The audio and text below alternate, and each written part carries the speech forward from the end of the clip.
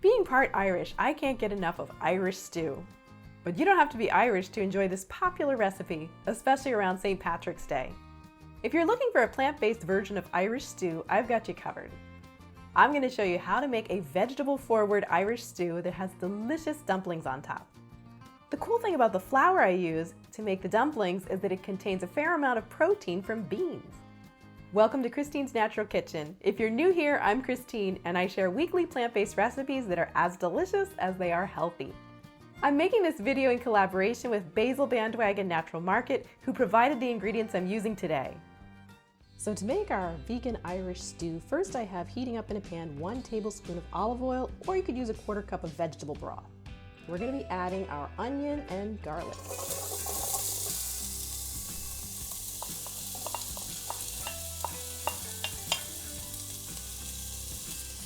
That was 2 cloves of garlic and 1 cup of chopped onion. And just saute that for a few minutes over medium heat. After a few minutes, when you get a little bit of browning going on, we'll go ahead and add 8 ounces of quartered button mushrooms. And cook and stir these for a few minutes. You can even sprinkle them with a little bit of sea salt to help them release their moisture, and cover it with a lid for just a minute or 2 to help them soften up.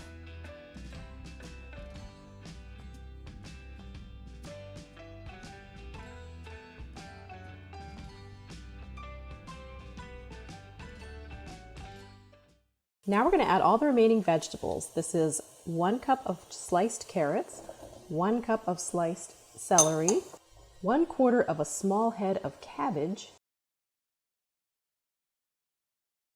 and we're also going to add the parsnip and the potatoes. That was 1 large parsnip and 3 small Yukon Gold potatoes. I'm now adding 2 cups of vegetable broth. I'm also adding 1 cup of beer. This is a non-alcoholic beer, so it's not very dark, but you can use regular stout beer if you want a darker type of beer. I'm also adding 1 teaspoon of dried thyme, a generous tablespoon of maple syrup, and my secret ingredient, a tablespoon of apple butter. Now I'm bringing this up to a boil over medium-high heat, and after it comes to a boil, I'll cover it and lower the heat to simmer for about 20 minutes. Meanwhile, let's make our dumplings.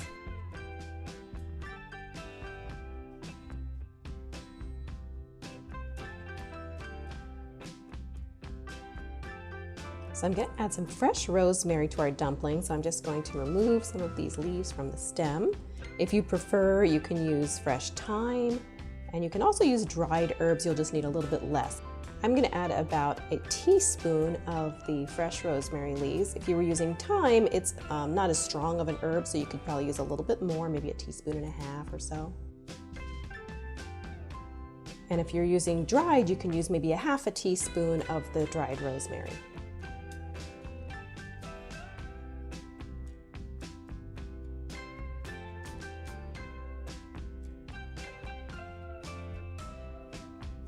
What I have here is a 1.5 cups of gluten-free all-purpose baking flour. If you're not doing gluten-free, you can just use regular all-purpose baking flour. This is 3/4 teaspoon of baking powder, and it's the aluminum-free kind. And there's also 1 teaspoon of sea salt, but you can feel free to use less. And I'm using the real salt. Here's our fresh rosemary. 3 tablespoons of olive oil, and 1 cup of almond milk. If you're doing nut-free, you could use any kind of like oat milk or rice milk.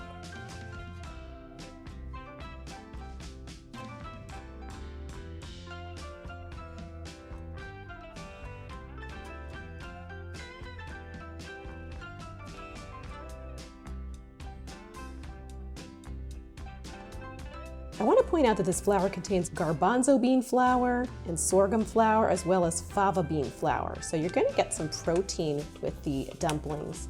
3 grams of protein in just 1/4 cup of this mix. This is about 3 generous tablespoons, and I'm going to add an equal amount of cold water to dilute it.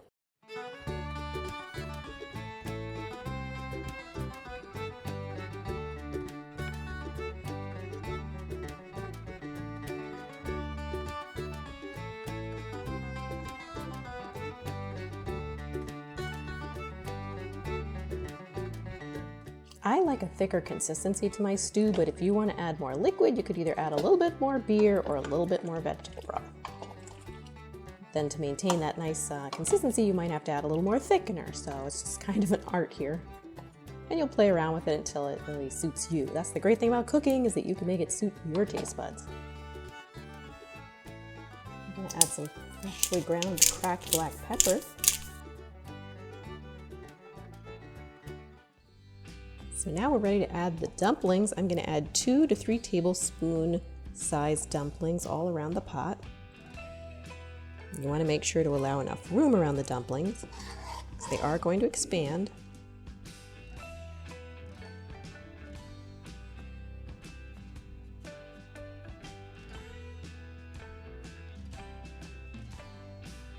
And now we're going to lower the heat and cover it to cook for about 10 or 15 minutes until the dumplings get nice and fluffy. So you can see that after 15 minutes our dumplings have nicely puffed up, and they're going to be a great consistency and add a really nice texture and protein to this stew.